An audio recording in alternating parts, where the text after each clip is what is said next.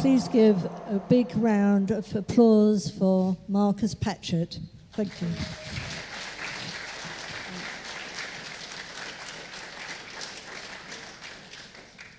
Brilliant. Thanks, folks. All right.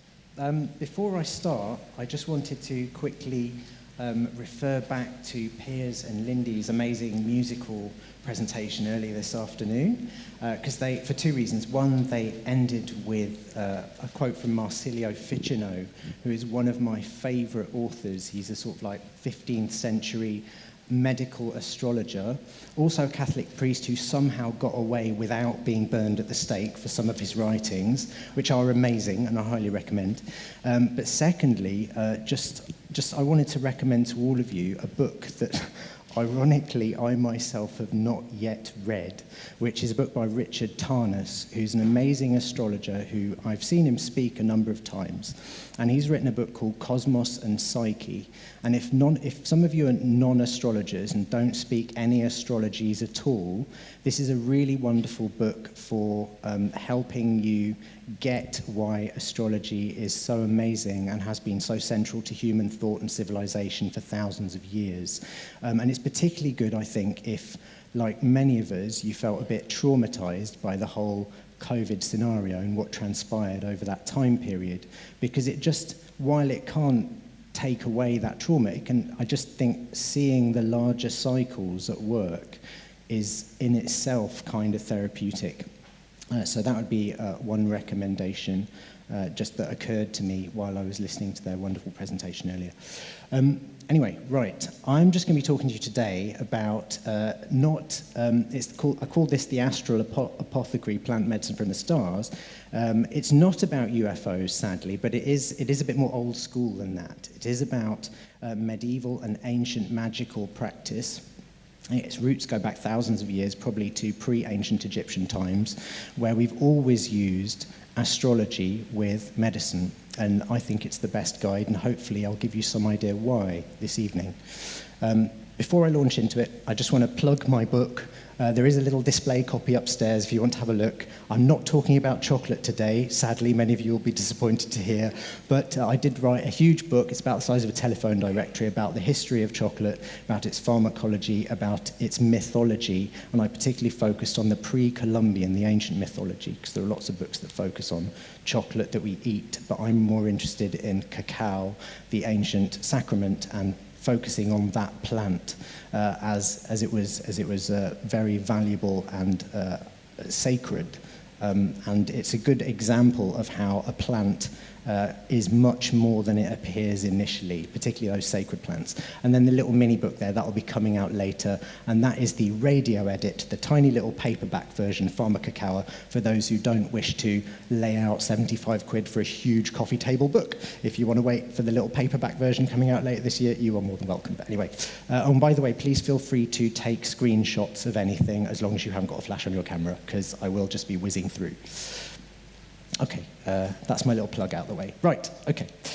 So I'm going to start just by talking about a client I had years ago. And this was the first time I used medical astrology. And I didn't even use a chart. There were no star charts involved. There was just the knowledge of astrology in its simplest form. So I saw a client in a clinic in London. She was, I think, probably a lady in her 60s, very sort of dignified, regal lady, sort of came in, sort of carried herself very sternly. And she'd complained of something which is very common, high blood pressure. And she'd been getting headaches with the high blood pressure and she couldn't sleep.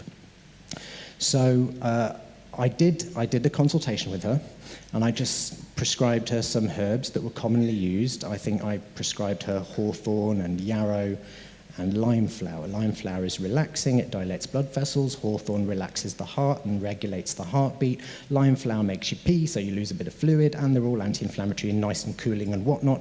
And she came back 2 weeks later and said, I feel no different. I was like, okay, great. But she also said, interestingly, she'd had some tablets from the doctor before, which she didn't like, because she said they made her feel woozy. So probably beta blockers or something. But she said the tea that I'd given her made her feel the same.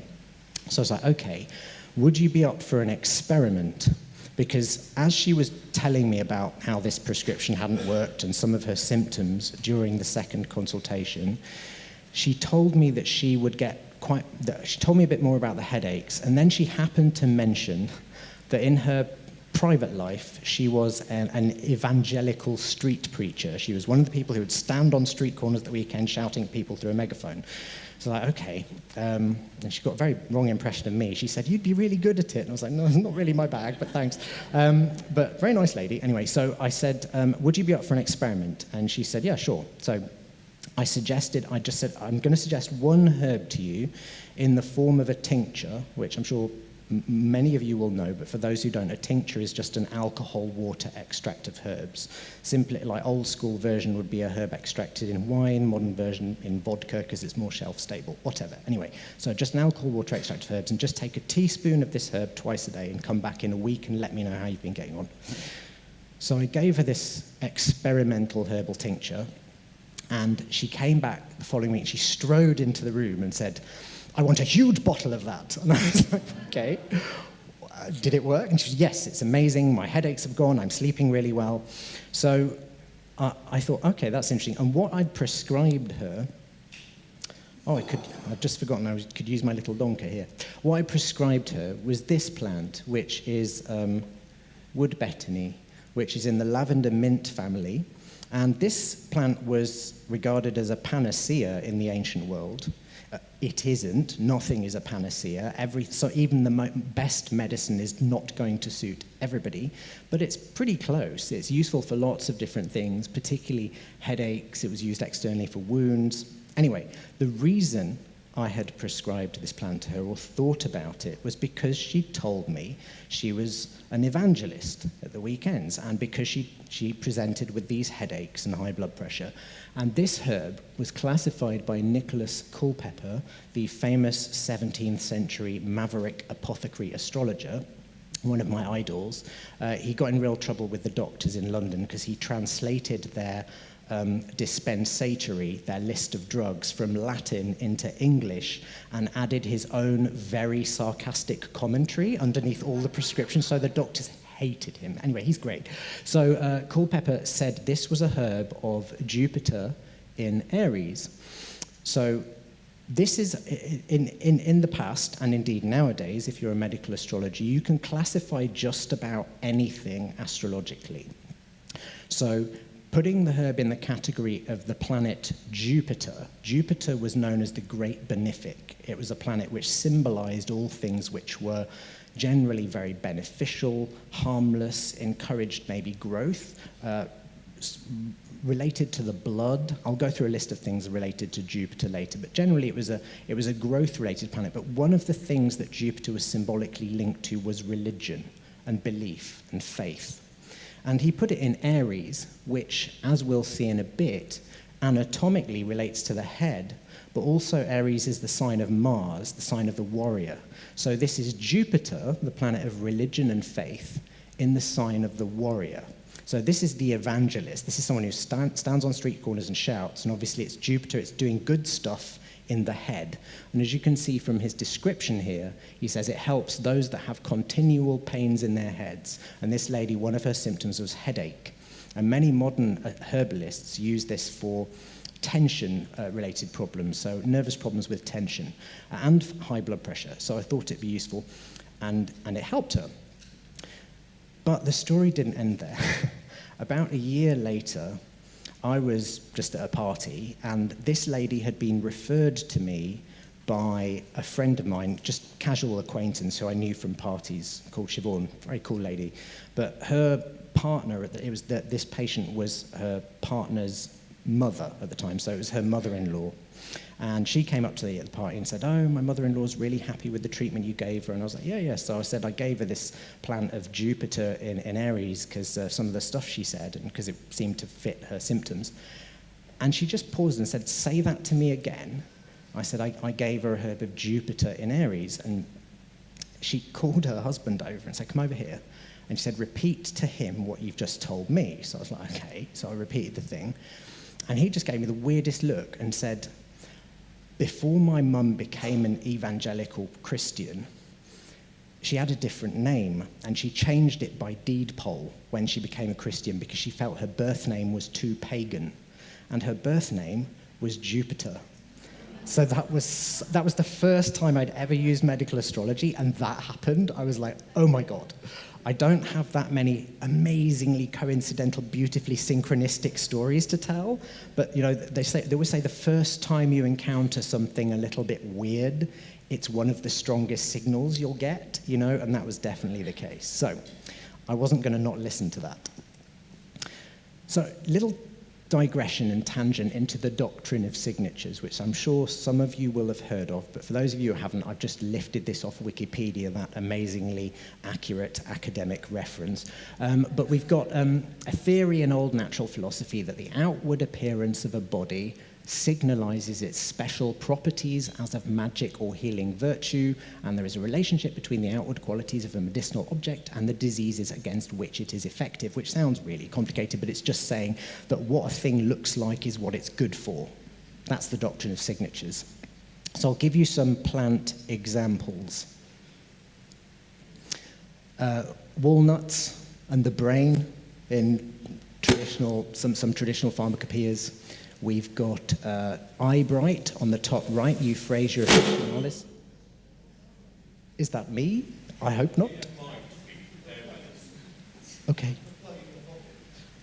The plug in my pocket. Okay. Don't think I'm doing anything. Keep going and hope. Okay. Is that okay? Can everyone hear? Okay, hopefully you don't all go deaf, but all right, well, bear with. Okay, so eyebright on the top right, you can see easily the resemblance between walnuts and a brain, or why everyone thought that the walnuts were good for the brain.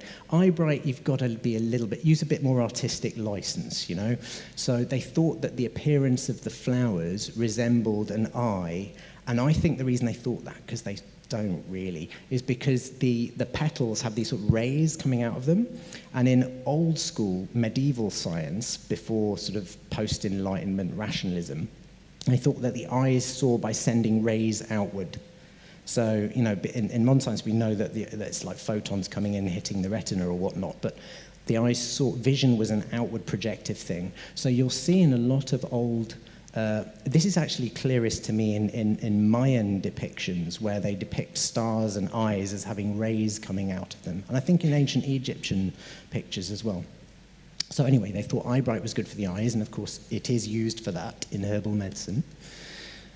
Two other examples, we've got lungwort on the top left, which is used for coughs and dry lungs and things like that, and the spotted leaves were thought to resemble lung tissue, which they sort of do a bit if you squint.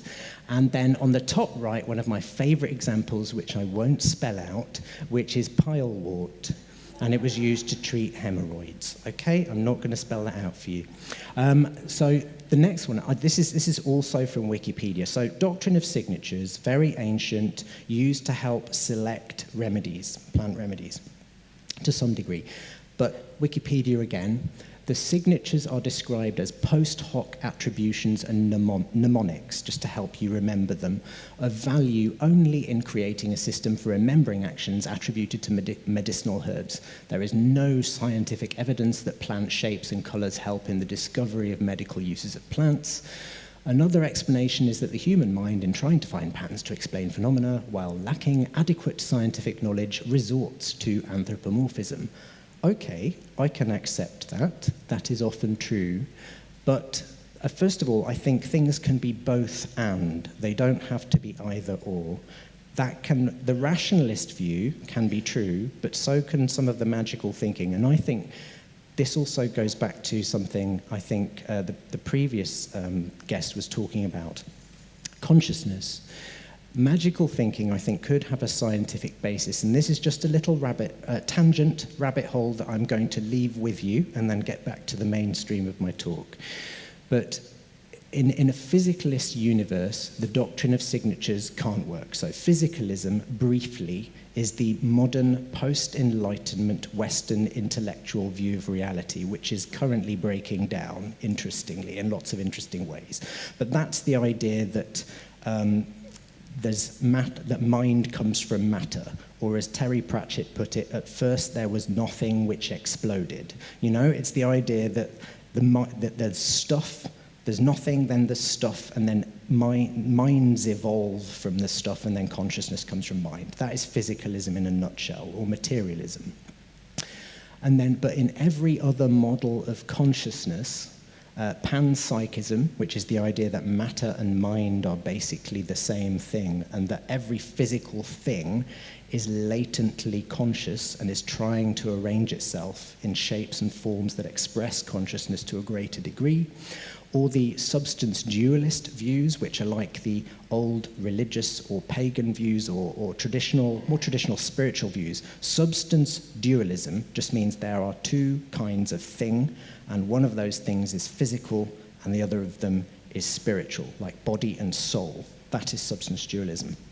And then idealism, which is, I think, is my personal favorite, which is the idea that we're living in a giant hologram made of consciousness. So that is another view. The point here is that all of these are viable models of the reality that we're living in. None of them are currently fully provable or disprovable. All of them are on the table. And in every other model except for physicalism, magical thinking is entirely valid. In fact, it is to some degree, I think, inevitable.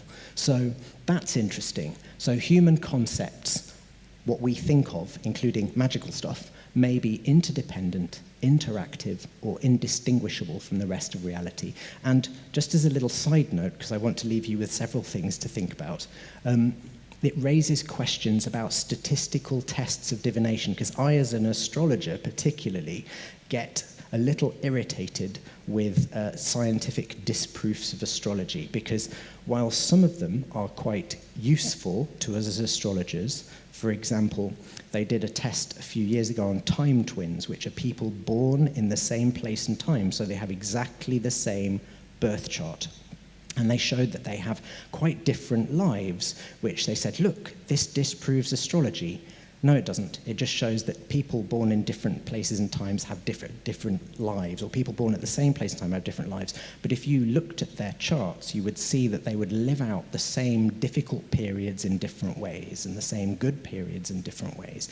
What it does for us as astrologers is quite reassuringly shows us that astrologically isn't entirely fatalistic. If you're born with this chart and that horrible planet on an angle, it doesn't mean you're doomed to a horrible life, you know? It just means that there are various ways of living out that fate pattern. So it's actually very reassuring. It's not a disproof, it's a useful bit of information or data. So there are some good tests, good scientific tests of astrology which are useful, but there are a lot of them which are really inane. Like they've done like statistical tests of people with the same star signs, which, by the way, that's a whole other tangent that I won't get into, but they're an invention of the late 19th century, early 20th century astrologer Alan Leo, who was a genius and knew that astrology was dying, so he kind of wanted a way to make it more popular, so he divided everyone into 12 star signs. The zodiac already existed, but he said all Aries are like this, all Taurus are like this.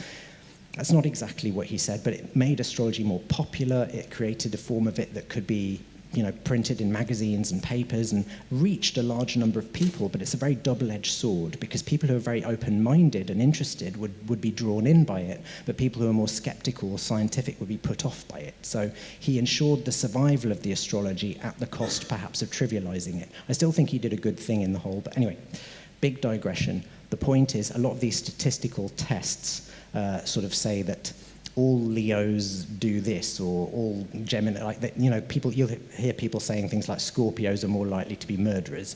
Statistically not true, by the way. I'm not a Scorpio, but anyway. Anyway, but that's not true. It's absolutely not true. And a lot of the statistical tests are they just show that anyone can be anyone. And this is, what's interesting to me about this is astrology, like all forms of divination, is a context-dependent art. And this was known in the tradition. One of my favorite quotes from Culpeper is, if you have the chart of somebody who's got ill, and it doesn't mean the birth chart of the person, he means the chart of the time when the person first falls ill, which would describe the course of that illness. He said something along the lines, and I'm going to mangle the quote a bit because I can't remember it verbatim, but he said, "It is not to be expected that a fever should last for a year or that a consumption should be over in a day." Meaning, you read that chart in the context of what the person brings to the table. You know? So if the person comes, so if you have a tricky chart that looks a bit grim and the person's come to you with a cold, it doesn't mean they're going to die, it just means it's going to be a bad cold. Do you know what I mean? So it's context dependent, and all divination is context dependent. It doesn't work until you plug it in to the circumstances of real life. It's that interface between the rules of the system and the reality that's in front of you. So it incorporates this idea of free will and chaos alongside the rules of the system. Anyway, scientists generally don't understand that. Even scientists who have actually studied astrology to some degree apparently don't understand that. So the whole point about consciousness, and then I shall move on to the main body of my talk, is this idea of statistical tests.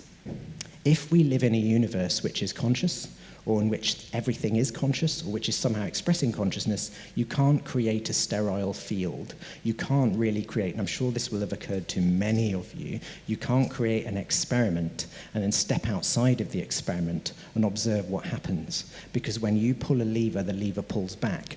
How you think about the thing, if we're inside a giant matrix of consciousness, will affect the result that you get. So, anyway, I'll leave that with you. So, all right. So just for, and apologies to those of you who already speak astrologies to some degree, but I'm going to cover some ABCs of medical astrology. So I just want to cover the 7 traditional planets. There are more planets that we use in astrology now. Obviously, there's the modern ones, Uranus, Neptune, Pluto, Chiron. People use the asteroids as well, but I'm just going to focus on the 7 planets, as they were called, known in medieval astrology. And then I'm going to focus on the 12 zodiac signs, which were based on the constellations. They are not contiguous with the constellations. All the constellations are actually different sizes in the sky, unless you are doing Vedic astrology, because in the Vedic zodiac, they have pinned the constellations. Sorry about the P's there. They've pinned the constellations, done it again. They've pinned the constellations to the signs, to the signs and the constellations are the same if you're using Vedic astrology.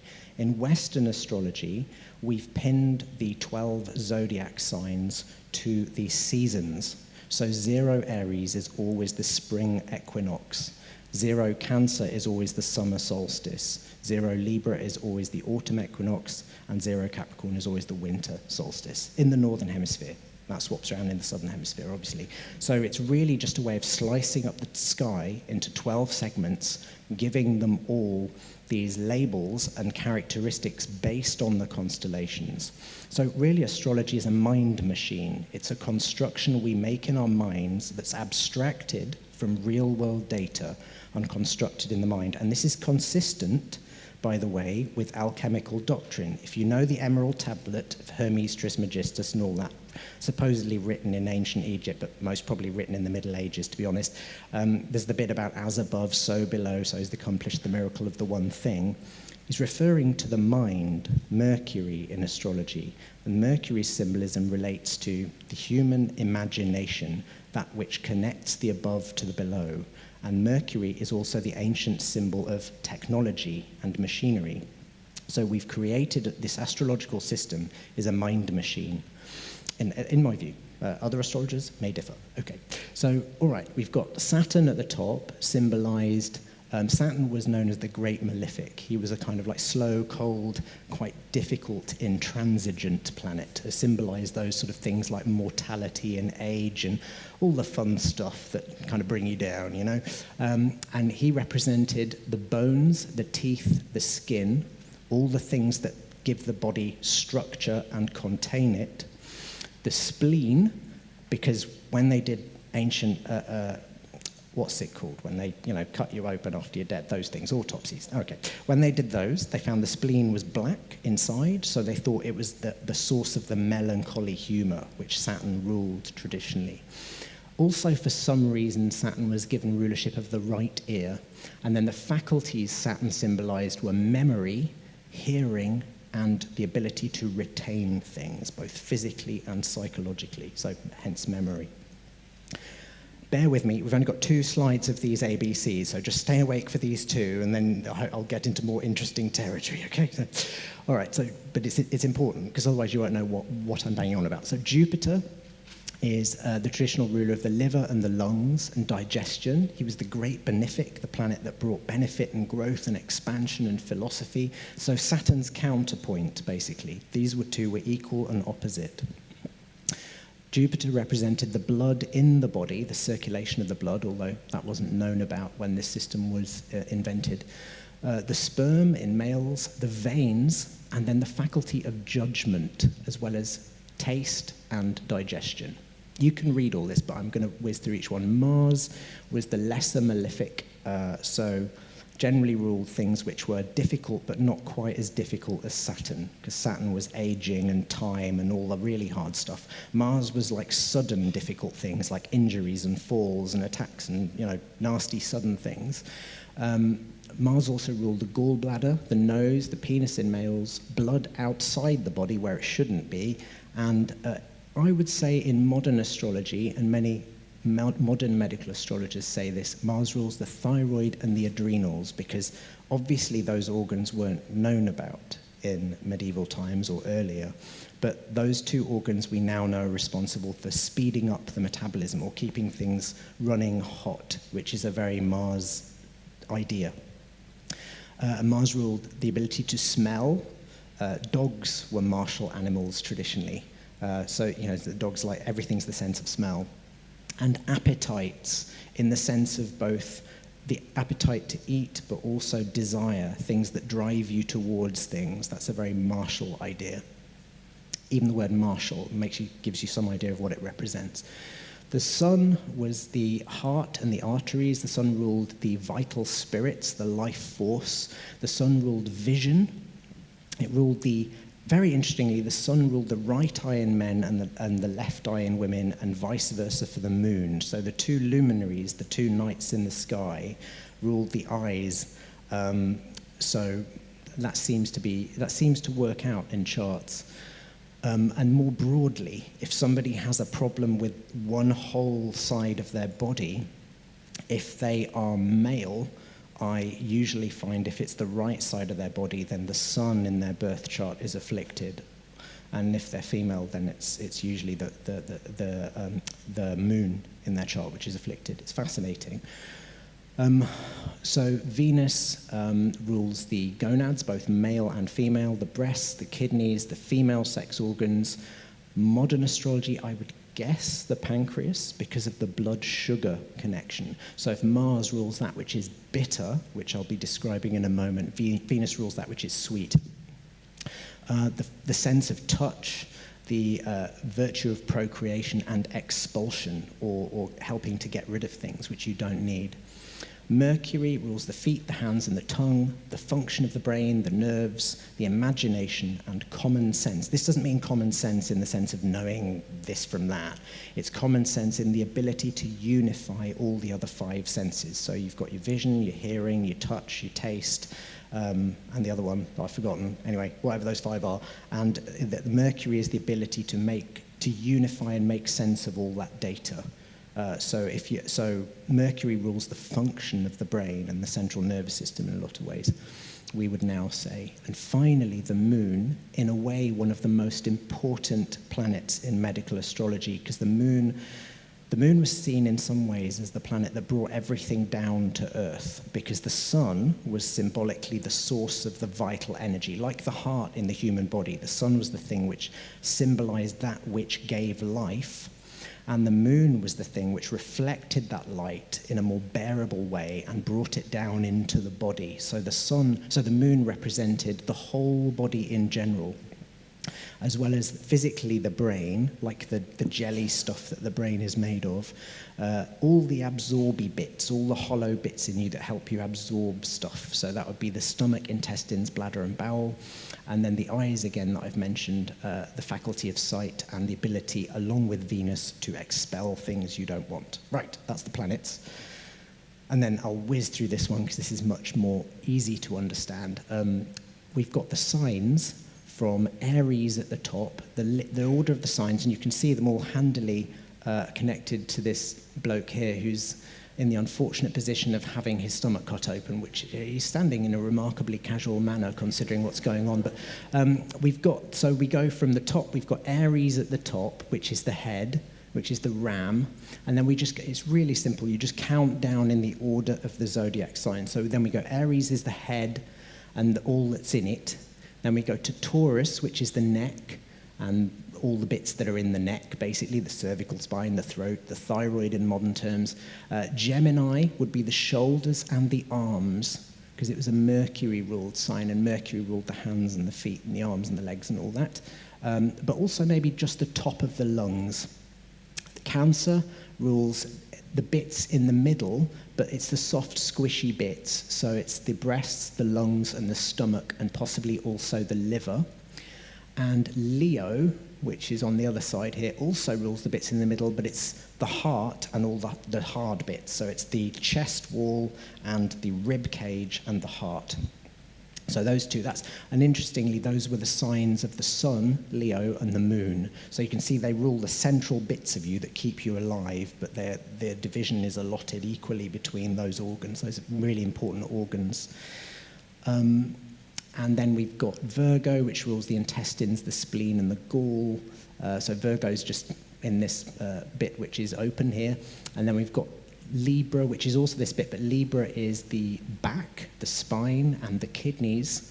And we've got Scorpio, which is all of the nether regions, basically. So we've got the genitals, the rectum, the bowel, the bladder, and the womb. So all the reproductive bits and the bits for getting rid of stuff. So Scorpio is an interesting one because it combines generation and expulsion. Then we've got Sagittarius, which is the buttocks, the thighs, and the hips. Capricorn, which is the hamstrings and knees. Aquarius, which is the ankles. And Pisces, which is the feet. So all they did was they put the zodiac signs in order from first to last and gave them the top to the bottom of the body. Very simple. I mean, obviously, there's loads of asterisks in there, but we're not going into that today. Okay. So in practice, what I tend to do is, and what has been done for thousands of years, is that you will categorize medicines as relating to particular planets. So let me give you a very simple example. This is a plant many of you will know. It's aloe vera.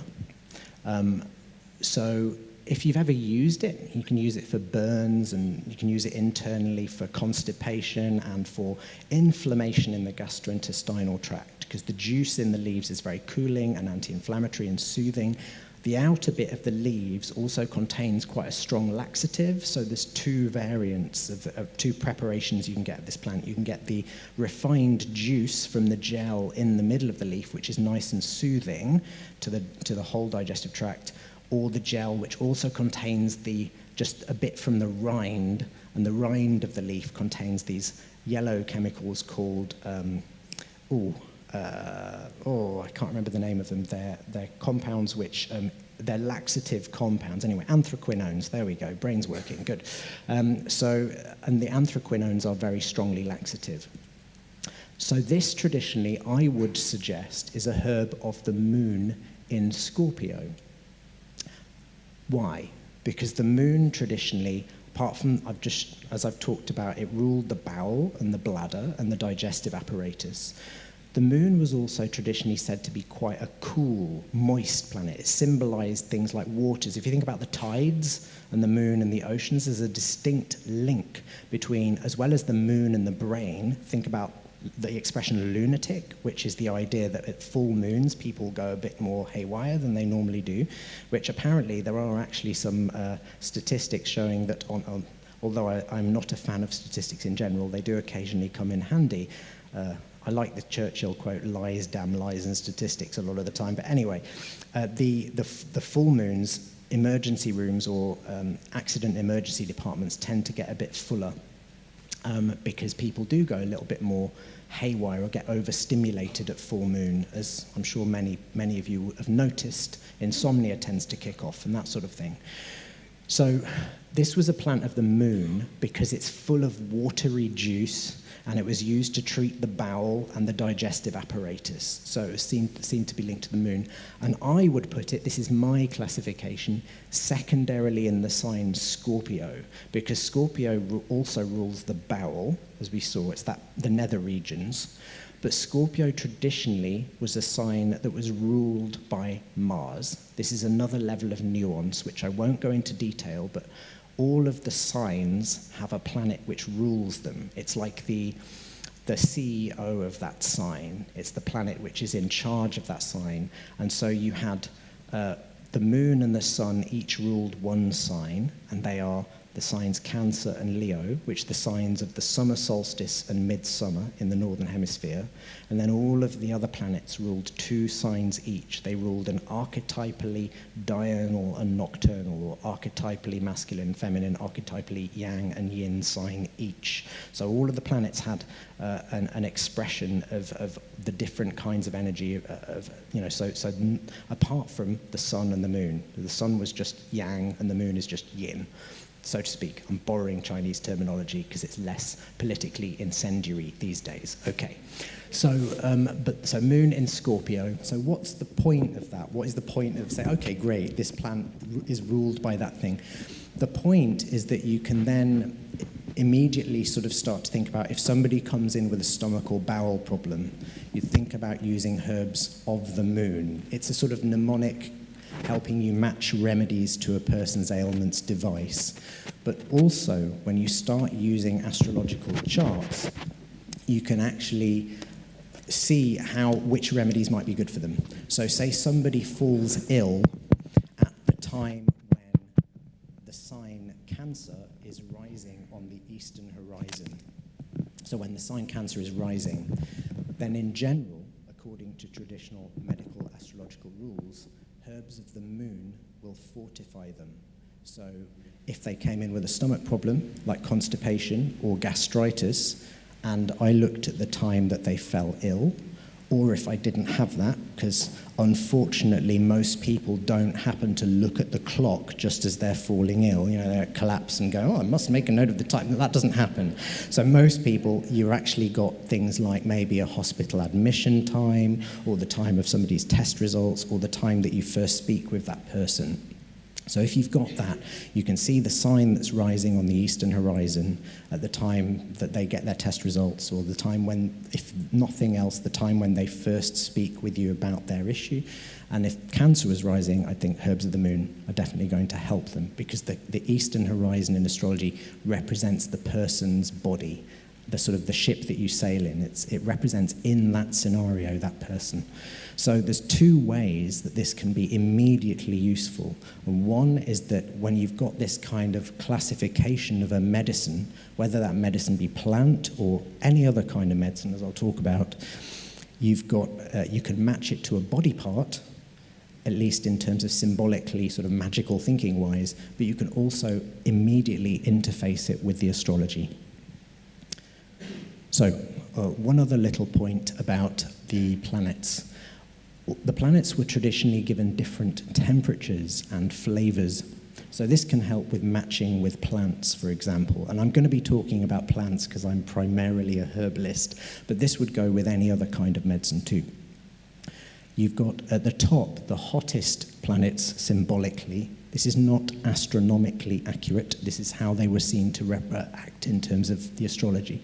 You've got Mars at the top. Mars was the hottest and driest, and you've got Saturn at the bottom. Saturn was the coldest. This is why they were labeled the malefics. It's not that the malefics are morally bad. It's just that they symbolize things that are challenging or we tend to not like. So because Saturn is mortality and time and things that are very cold, Saturn is like having to go on a diet or having to exert discipline over a long period of time. Is that bad? No, it's great. Is it fun? No, we hate it. So that's why it's a malefic. So then Mars at the top, likewise, that planet of energy and activation and effort, could symbolize accidents and attacks, but it's because of its very, very hot nature, it symbolizes things like exercise, exerting energy, which we know exercise is hugely beneficial. Do we like it? No, we tend to avoid it a bit. So, but it's still beneficial. So I think of the two malefics at the extremes, Saturn and Mars, the very cold and the very hot, as being like very much you pay up front with those planets. If you pay your dues right now, they're not so bad. But if you don't pay, they come and chase you with a big stick, So, and then we go down from those extremes. So an example of a beneficial intervention of those two planets, Mars would be, for example, saunas, where you expose yourself briefly to a lot of heat. And that can actually increase your resistance, but you can't live in a sauna. You can't stay there, it's too hot. Example of a Saturn version might be the Wim Hof thing, cold swimming.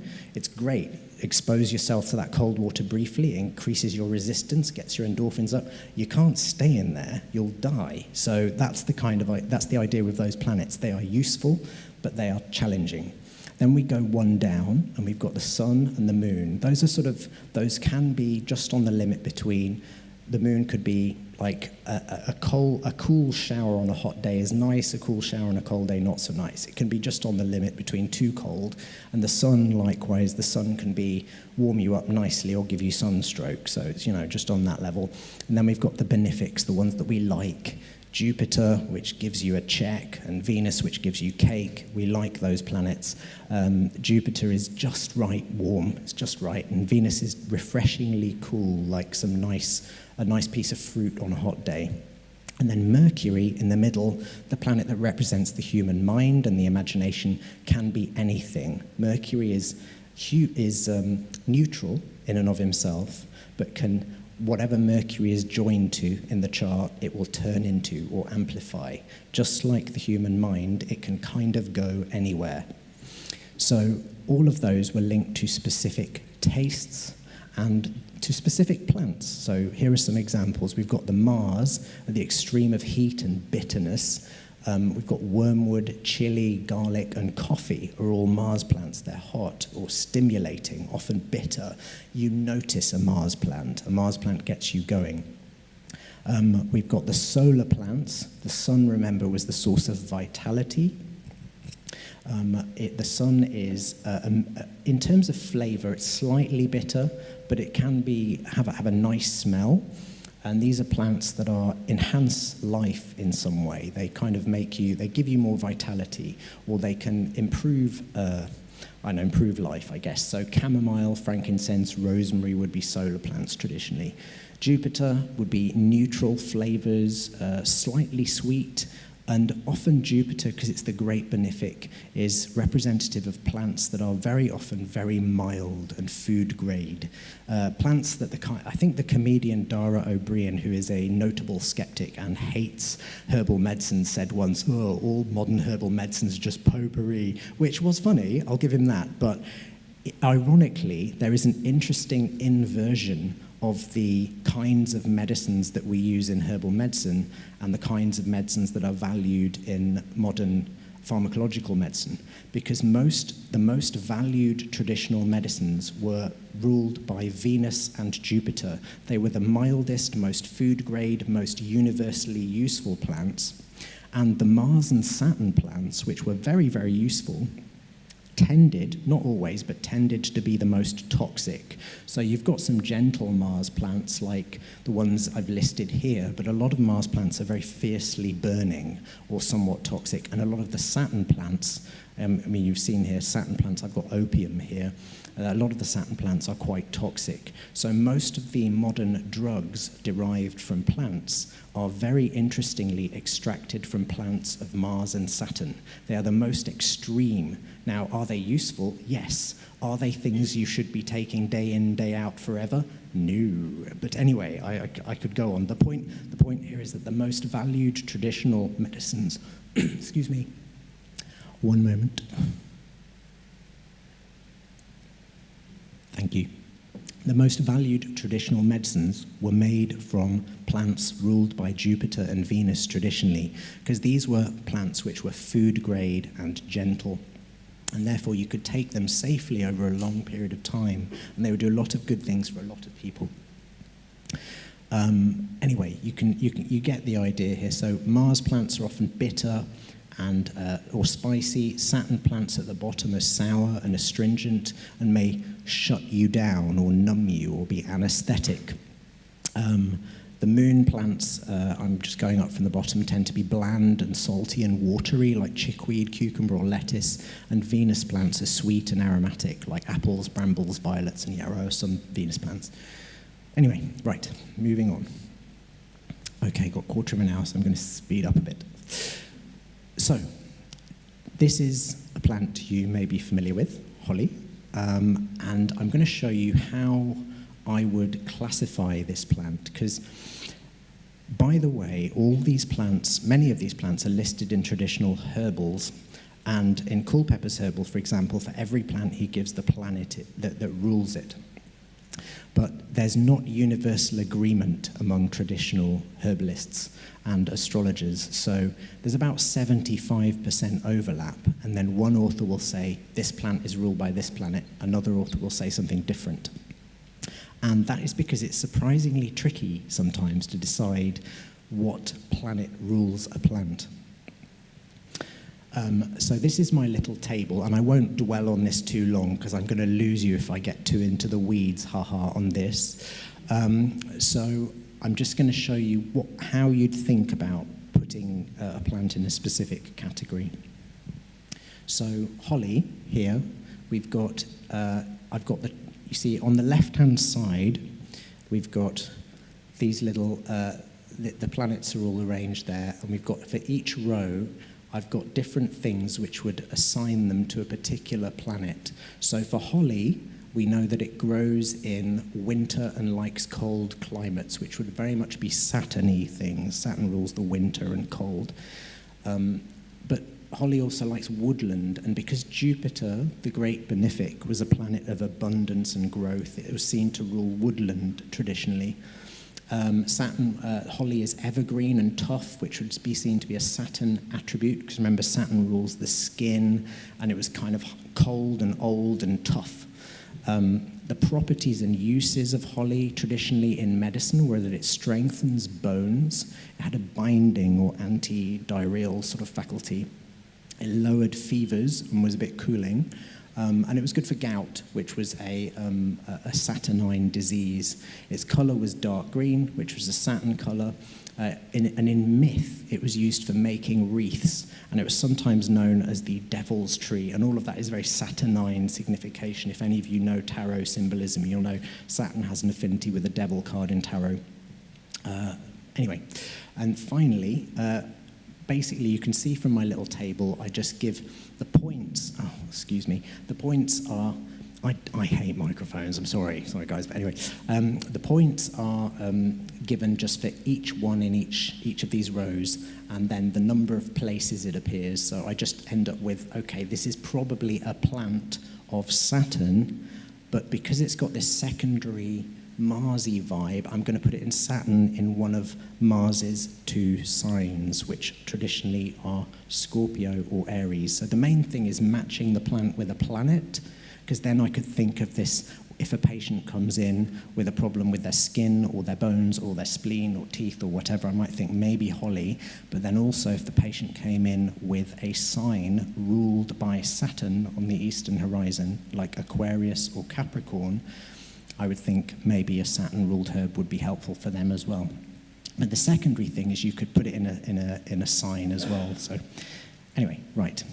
So a few examples of plants ruled by particular planets, and then I'll just list some principles I've discussed and leave it there. I'm not showing any charts today, I'm afraid, because I didn't want, for those of you who don't speak astrologies yet, I'm hoping some of you will want to learn it after this, but it can be a bit, it can get you lost a bit, so I just want to keep it slightly on the simpler side. So Saturn, this is Polygonatum multiflorum, or Solomon's seal. Beautiful plant, likes growing in the shade, and traditionally was used to strengthen the bones It can be very useful if people have slow healing bones or fractures and taken internally at low dosages or applied externally. The other herb that's much more common that we use externally a lot is comfrey. Comfrey poultices are amazing for speeding up bone healing or tissue healing. Again, comfrey also ruled by Saturn. This was a Saturnine herb because of its beneficial effects on the bones, but also it likes the shade. So Saturn is a shady planet. So there's one example. This one, calendula, marigold, it tells you what it's ruled by in astrology. I mean, just the appearance of the plant is like a little sun. It follows the sun, you know, it looks like a little sun, basically. And this plant was, interestingly, this was the pre-modern echinacea. You know, everybody nowadays who's interested in herbal medicine uses echinacea for colds and infections and whatnot. The traditional plant for that in European herbal medicine and English herbal medicine was, or British, was calendula. Apparently in Covent Garden Market about 500 years ago, they used to sell barrow loads of dried calendula flowers in winter for making calendula pottage, which is where you get the flowers and boil them up in winter as a kind of like winter sunshine. And calendula taken internally is a great stimulant of the immune system, and it's useful for wounds and stuff like that. So that's a little herb of the sun.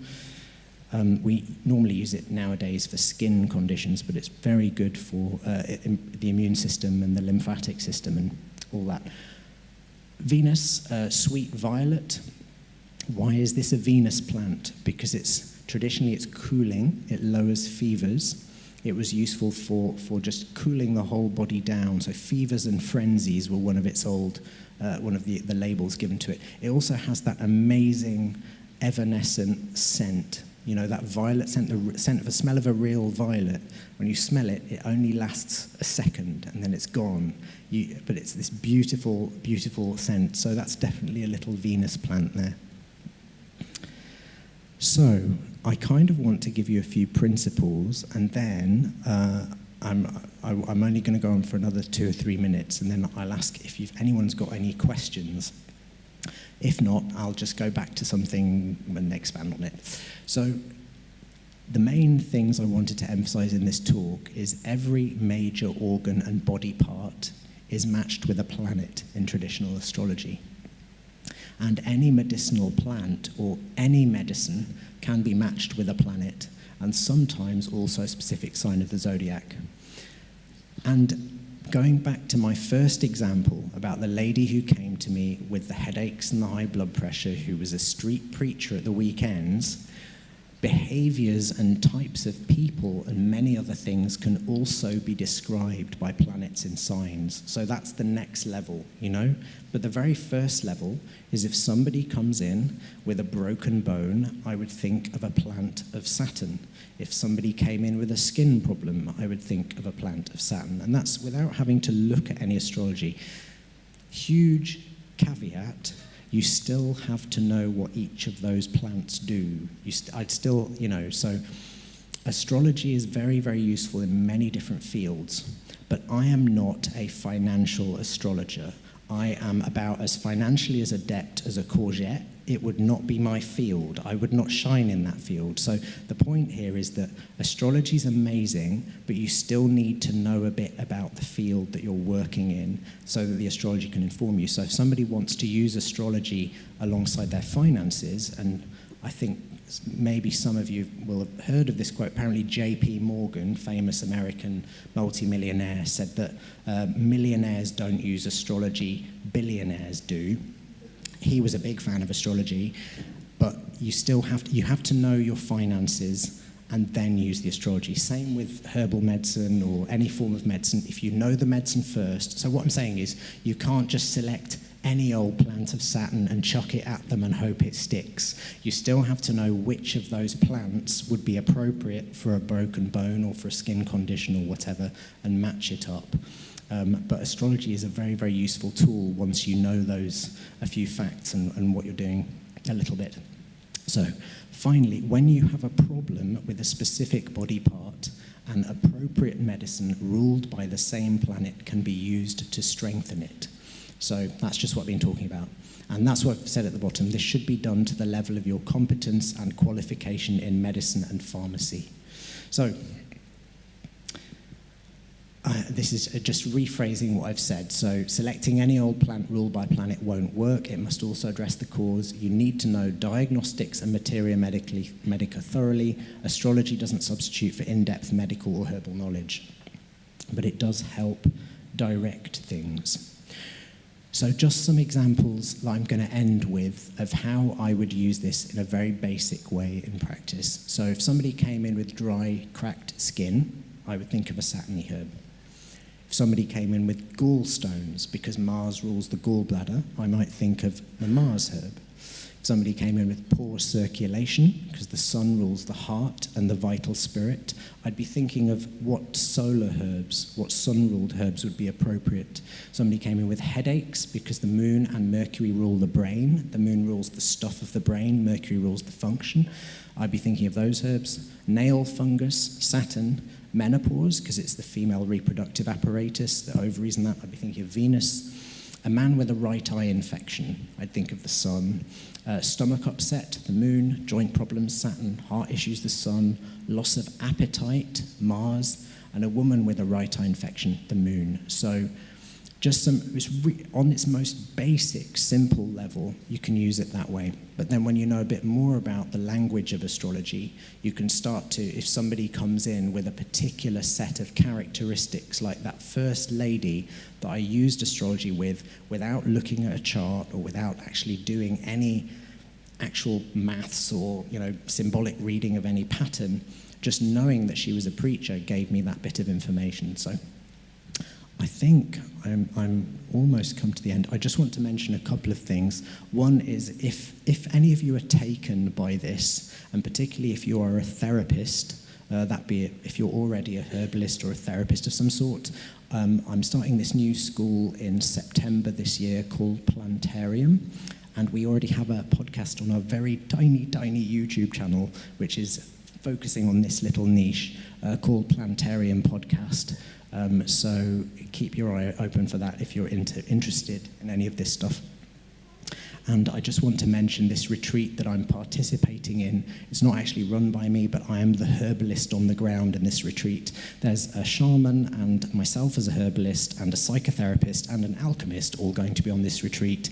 So if that sounds interesting to you, just have a look at that link there. Because we'll also be ingesting huge amounts of ceremonial grade cacao for that weekend. So, and it's set in Caimabon in Wales, which is an amazing, beautiful sacred site with a lot of history. So, FYI.